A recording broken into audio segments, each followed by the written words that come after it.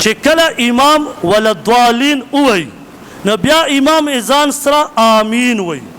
بعضې خلک امین غلط دی، آمین پالب باندې مد دی، دا به معمولي غوندې اوچت. دې نه بعد څومره وقفه امام ته پکار ده. بعضې خلک اعتراض هم کوي، خو دا اوس صحیح جواب واوره. که څوک حرمینو ته تلي هغې ته پته ده، الله دې مونږ بیا بوځي. څوک نه دی ته تلي لاړ به شي، هلته باقاعده معمولي ټایم پکې میلاوي.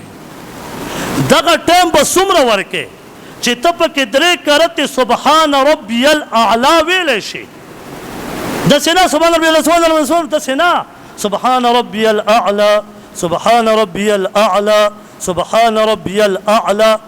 چې دې نه ټایم دې پې زیات کړو بیا په تا سجده سهو راځي.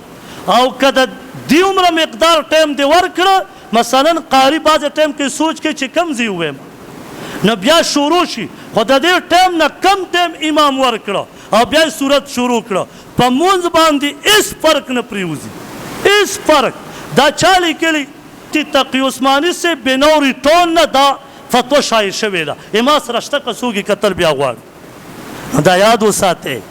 ګورئ چې کومه مسله اول مولا ته کښېنه چې دا مسله داسې ده یا دا څنګه.